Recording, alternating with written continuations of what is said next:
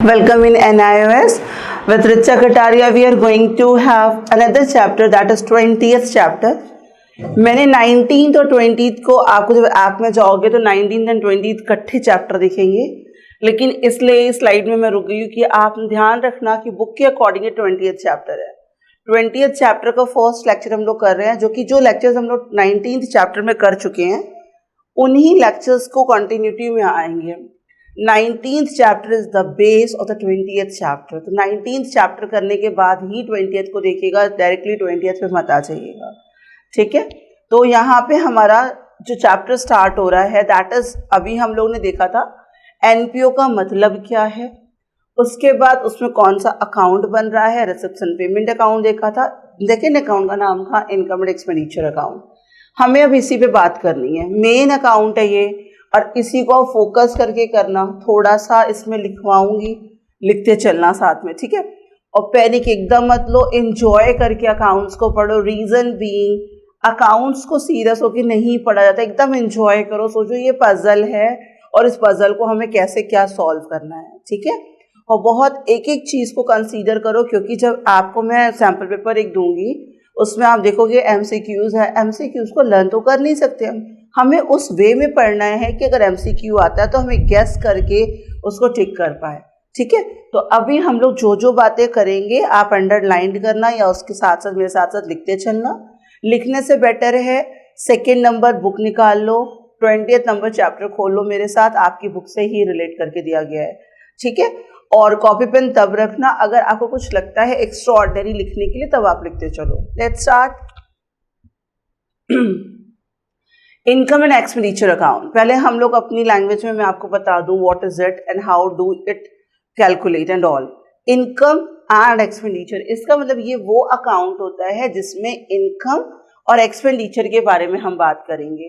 कौन से ऑर्गेनाइजेशन की? एनजीओ की, that is not profit organisation, जैसे कि एनजीओ। तो इनकम एंड एक्सपेंडिचर अकाउंट बनाया जाता है ये पता करने के लिए जो हम अपने ऑर्गेनाइजेशन को ऑपरेट कर रहे हैं उसमें हमें सरप्लस हो रहा है या फिर डेफिसिट हो रहा है, कहाँ कहाँ से पैसे आ रहे हैं और किस रूप में आ रहे हैं, और इस साल कितना पैसा आया और लास्ट ईयर कितना आया था, नेक्स्ट टू नेक्स्ट ईयर कितना आ रहा है। ये सारी बातों के लिए हम ये अकाउंट बनाते हैं। लेकिन ये account, I told you yesterday also, कि ये अकाउंट करंट ईयर के लिए होता है। सिर्फ किसके लिए होता है? करंट ईयर के लिए। तो सबसे बड़ा एक, अगर इस लॉजिक में चलोगे तो ये अकाउंट रॉन्ग नहीं होगा। ध्यान रखना, हमें पीछे के साल से कोई मतलब नहीं है, आने वाले साल से मतलब नहीं है, आज से मतलब है। फ्यूचर पास्ट नहीं देखना, सिर्फ क्या देखना है? प्रेजेंट देखना। तो ये अकाउंट से प्रेजेंट की बात करेगा, दैट इज करंट ईयर की बात करेगा। It is a summary of income and expenditure of the organisation. जैसे receipts and payment account was the summary of the cash book, वैसे ही ये समरी है किसकी? इनकम एंड एक्सपेंडिचर की फॉर द पर्टिकुलर ईयर, एक पर्टिकुलर ईयर के लिए, that is of the current year.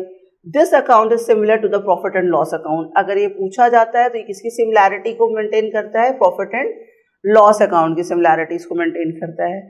In this account revenue expenditure and the revenue income, one of the most important element of income and expenditure account. ये सिर्फ किसको deal करता है? Revenue expenditures को and revenue income को। Capital nature को ये नहीं देखता। जैसे आपने कार खरीदी तो car is the capital nature, petrol भरा रहे, this is the revenue nature. तो यहाँ पे ये किसको मेंटेन करता है? कैपिटल को नहीं मेंटेन करता है। किसको करता है? दैट इज ऑफ रेवेन्यूज को करता है, राइट। रेवेन्यू क्या होता है? डे टू डे होने वाली इनकम, रेगुलर होने वाली इनकम। एग्जाम्पल, आपको सैलरी मिलती है, this is the revenue income. आप रेंट पे करते हो, this is the revenue expenditure. आप घर खरीदते हो, दिस इज द कैपिटल, और आप रेंट पे करते हो, this is the revenue. These are the differences, right. तो यहाँ पे हमें क्या क्या बातें पता करनी है? इनकम एंड एक्सपेंडिचर अकाउंट एक ऐसा अकाउंट है जो इनकम और एक्सपेंडिचर को शो करता है, करेंट ईयर की इनकम एक्सपेंडिचर को शो करता है, और ये प्रॉफिट एंड लॉस की सिमिलैरिटी में रहता है, और इसमें रेवेन्यू एक्सपेंडिचर और रेवेन्यू इनकम को शो किया जाता है, right. This means any amount these items pertaining either the previous year or the next year, previous year or next year are not considered, right? Previous year or the next year is not to be considered. The balance amount of this account इधर the surplus, मैंने बताया था आपको last lectures में कि हम लोग profit को क्या बोलेंगे, सरप्लस बोलेंगे, और लॉसेस को क्या बोलेंगे, डेफिसिट बोलेंगे, ठीक है। और सरप्लस का एक नाम और क्या था, exceeds of income over expenditure, excess of income over expenditure will be surplus और excess of expenditure over income will be your deficit. यहां तक कि आई होप की बातें समझ आ रही हैं। इसी में से एमसीक्यू मिल गया, इसी में से वन वर्ड आंसर्स मिल जाएंगे, इसी में से वन स्टेटमेंट आंसर मिल जाएंगे। Is it clear? Income and expenditure account like profit and loss account, right? Even not profit organisation would like to know the net. अब क्यों बनाया जाता है, what is the need, what is the requirement to maintain it? Question आ गया कि why do we maintain this. अगर question आ गया तो उसका आंसर यहाँ पे है। आंसर क्या होना चाहिए? Even the not profit organisation would like to know the result of their activities of a particular period which generally is 1 year. Though such organizations do not engage in trading activities, their objective is not earning profit. They would like to know whether income exceeds expenditure or vice versa. Vice versa means exceed expenditure हो रहे हैं कि income हो रही है, right? The amount of such difference is not termed as net profit or the net loss, so termed in case of the business organization. सारी बातें वही हैं, साफ साफ बात हो रही है, प्रॉफिट मेकिंग तो है नहीं है इनको, लेकिन फिर भी अपनी एक्टिविटीज पता करनी है, हमारी उन एक्टिविटीज से अभी सरप्लस हो रहा है या डेफिसिट हो रहा है, जिसको हम लोग प्रॉफिट या लॉस नहीं बोलेंगे, सरप्लस एंड डेफिसिट बोलेंगे। ये जो अकाउंट होता है बनाना उन ऑर्गेनाइजेशंस के लिए ज़रूरी होता है, लीगली मैंडेटरी होता है, लीगल रिक्वायरमेंट है, बनाना ज़रूरी है, that are who are serving the country, right? ऐसे तो कोई भी कह सकता है कि हम तो सर्व कर रहे हैं, हमें पैसे चाहिए, मिसयूज भी कर सकते हैं, दैट इज वाई लीगली इसको क्या बना दिया गया, मैंडेटरी बना दिया गया है। This is the format of income and expenditure account. यहाँ पे for the year ended what ever the year is 31 मार्च और 31 दिसंबर व्हाटसोएवर, राइट? यहाँ पे एक एक आइटम को हम लोग समझेंगे क्योंकि इसी पर डिपेंड है पूरी चीजें। रेंट एक खर्चा है, खर्चा एक्सपेंडिचर अकाउंट में आ गया। कोई भी अमाउंट अगर लास्ट ईयर की है, ध्यान रखिएगा, लास्ट ईयर की अगर कोई अमाउंट है या नेक्स्ट ईयर की हमारे को नहीं चाहिए, हमें नहीं लेनी है, आउटस्टैंडिंग है लास्ट ईयर की लेस कर देंगे, और अगर करेंट ईयर की है तो उसको क्या कर देंगे, ऐड कर देंगे। फर्स्ट थिंग, अगर कोई खर्चा आउटस्टैंडिंग लास्ट ईयर का है, लास्ट ईयर का लेना बाकी था से मतलब नहीं है से मतलब है, राइट? इनकम एंड एक्सपेंडिचर से था से कोई रिलेशन नहीं, सब कुछ है से रिलेशन है। लास्ट ईयर आउटस्टैंडिंग थी, इससे हमारा रिलेशन नहीं है तो उसको लेस कर दीजिए। अभी लेना बाकी है से रिलेशन है तो ऐड कर देंगे, right? Paid for next year, हम लोगों ने नेक्स्ट ईयर के लिए पे किया हुआ है, आगे पैसा मिलेगा हमें, nothing to do with the future also, और for the current year add कर देंगे। तो ये चार चीजों को ध्यान रखिएगा, इसको लिख लीजिए, समझ लीजिए। रेंट अगर लास्ट ईयर का है दैट इज क्रॉस्ड हो चुका, ईयर जा चुका है, प्रीवियस ईयर का आउटस्टैंडिंग है तो उसे नहीं लिया जाता, लेस किया जाता, तो करंट ईयर की आउटस्टैंडिंग को ऐड करेंगे। लास्ट ईयर की एडवांस अगर कोई है तो ऐड बैक करो, करंट ईयर के एडवांस को आगे मिलेगा फायदा तो उसको लेस कर देंगे, ठीक है? अगर कोई सैलरी है, कोई न्यूज़पेपर के एक्सपेंडिचर है, सब डेबिट में जा रहे हैं। कोई फर्नीचर, कोई भी एसेट्स था, उस एसेट्स में हमें लॉस हो गया बेचने पे, आपकी कोई 1 लाख की एसेट्स थी, आपने 80,000 में बेच दी, 20,000 का लॉस हो गया, loss will be shown in the expenditure column.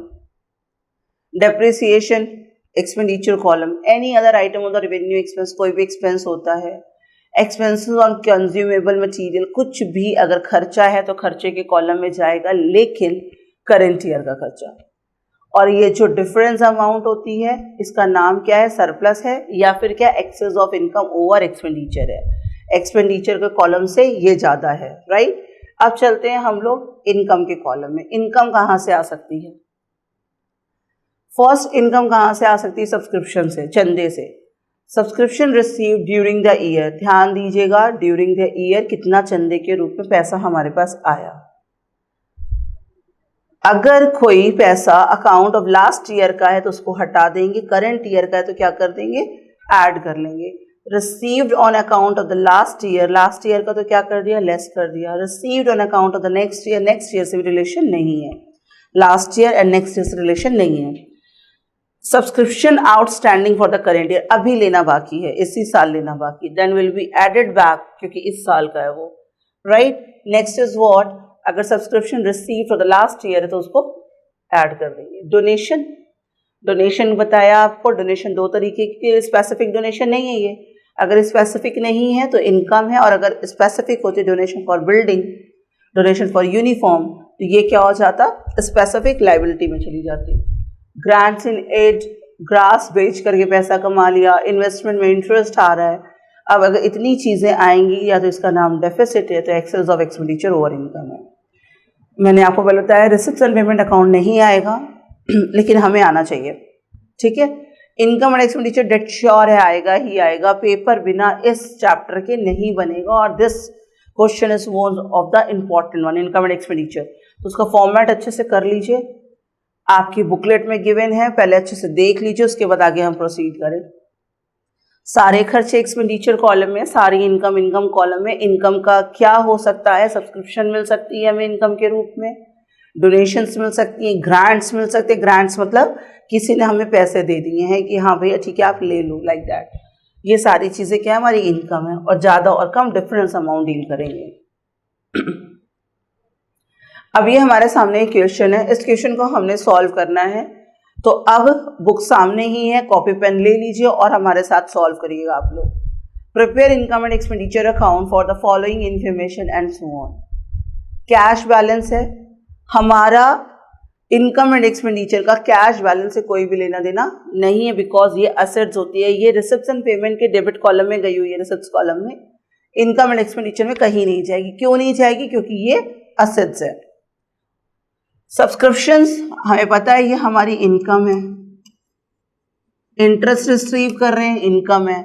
अब स्पोर्ट्स के मटेरियल दे रखा है, एक चीज अब यहाँ ध्यान रखा, मैच फंड दे रखा है। मैंने आपको बताया था जब कभी भी किसी के सामने फंड लिखा हो तो सीधे इसको कहाँ डाल दीजिए, लाइबिलिटीज कॉलम में। यहाँ पे कुछ चीजें और मैं समझा दूं जो कि क्वेश्चन में नहीं है, ये बियॉन्ड द क्वेश्चन जा रहे हैं थोड़ी देर के लिए।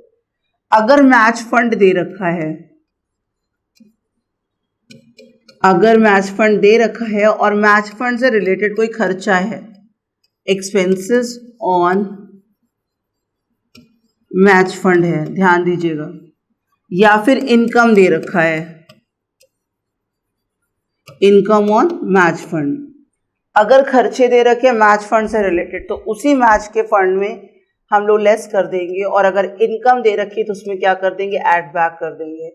मतलब अगर मैच फंड से रिलेटेड कोई एक्सपेंस है तो मैच फंड में ही लेस करेंगे, और मैच फंड से रिलेटेड कोई इनकम है तो मैच फंड में ही क्या करेंगे, ऐड करेंगे। उससे हमारा इनकम एंड एक्सपेंडिचर की कोई रिलेशन नहीं बनेगी, लेकिन ये ध्यान रखना कि इसी से रिलेटेड होना चाहिए। Donation income, sale of grass income, ठीक है। न्यूज़पेपर को बेचा, एक्सपेंसेस। इन्वेस्टमेंट परचेज की, इन्वेस्टमेंट परचेज कर रहे हैं, इनकम तो है नहीं, इन्वेस्टमेंट परचेज कर रहे हैं, हमारी एसेट्स है। कोई इनकम हम लोग इन्वेस्टमेंट परचेज कर रहे हैं वो हमारी क्या, एसेट्स है। एसेट्स को इनकम एंड एक्सपेंडिचर में नहीं दिखाना है। अगर इसमें लिखा होता इंटरेस्ट ऑन इन्वेस्टमेंट तो वो हमारी इनकम होती, लेकिन इन्वेस्टमेंट है, एसेट्स है, खरीद रहे हैं, तो ये एसेट्स है, इसलिए नहीं जाएगी, ठीक है। अब ये सारे खर्चे कैसे हमें पुट ऑन करने ये देखना है। सैलरीज रेगुलर खर्चा है इसलिए यहां गया। रेंट रेगुलर खर्चा, दैट इज रेवेन्यू। न्यूज़पेपर का खर्चा रेगुलर है, टेलीफोन का खर्चा रेगुलर है। जो रेगुलर खर्चे हैं वो वहां गए, ठीक है। अब हमने क्या क्या नहीं लिया है ये देख लेते हैं। स्पोर्ट्स के मटेरियल नहीं लिए हैं, इन्वेस्टमेंट्स नहीं लिए। क्यों नहीं लिया हम लोगों ने, क्योंकि स्पोर्ट्स मटेरियल खरीद रहे हैं हम लोग। क्या करते हैं, अगर स्कूल होता है कोई तो वहाँ पे झूले वगैरह होते हैं, हम लोगों ने झूले खरीदे हैं, वो परमानेंट हमारे स्कूल में रहेंगे बच्चों के लिए।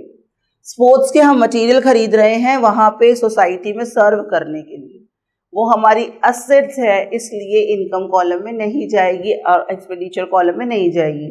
इन्वेस्टमेंट की बात मैंने बताई आपको, इन्वेस्टमेंट नहीं जाएगा। तो क्या क्या चीज़ें गई हुई हैं हमारी, जो जो खर्चे रेगुलर थे वो हमारे खर्चे आ गए, राइट।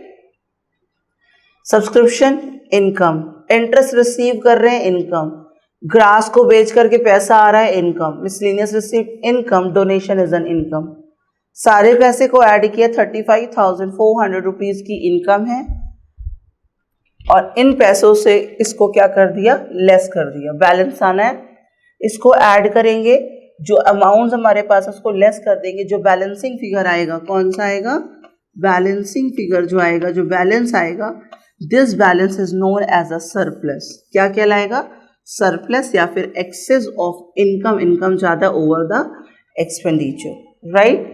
एक बार फिर से समझ लो, जो खर्चे रेगुलर बेसिस पे हो रहे हैं वो सारे खर्चे हमने डेबिट कर दिए, लेकिन रेगुलर बेसिस पे हो रहे हैं, और जो इनकम मिल रही है उनको इनकम में डाल दिए, इनकम को ऐड किया, ज़्यादा थे खर्चे, 12,200 कम थे, तो जितना कम था खर्चा वो उसका नाम क्या है, सरप्लस है, this is the difference amount, right.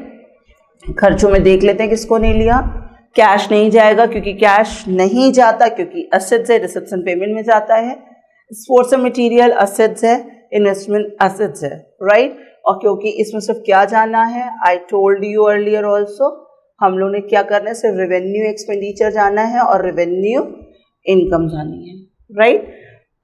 I hope कि समझ आ गया है ये, लेकिन नहीं आया तो आपके पास ऑप्शन होता है, बट एक बार I would like to revise, income and expenditure account एक समरी होती है इनकम की और एक्सपेंडिचर की, ये प्रॉफिट एंड लॉस की तरह बनाया जाता है, इसमें सारे रेवेन्यू चीज़ों से रिलेशन होती है, कैपिटल को कंसीडर्ड नहीं करते हैं, प्रीवियस ईयर से रिलेशन नहीं है, आने वाले ईयर से भी रिलेशन नहीं है, हमें सिर्फ करंट ईयर की बातें करनी है, ठीक है। और सरप्लस होगा या फिर डेफिसिट होगा, as we decided and we calculated over here.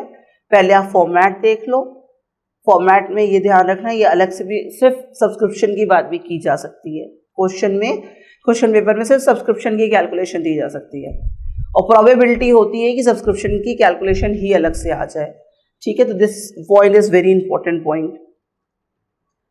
उसके बाद हम लोगों ने ये क्वेश्चन सॉल्व किया है, क्यों नहीं लिया, क्यों लिया, I told you, mutual fund क्या है, लायबिलिटी इसलिए नहीं ली है, असेट्स है इसलिए नहीं लिया है, असेट्स है इसलिए नहीं लिया है, असेट्स है इसलिए नहीं लिया है। जो लायबिलिटी और जो असेट्स है उसको नहीं लेंगे, जो इनकम के रूप में पैसा आया वो ले लिया, जो एक्सपेंसेस के रूप में पैसा आया वो कर लिया, ठीक है।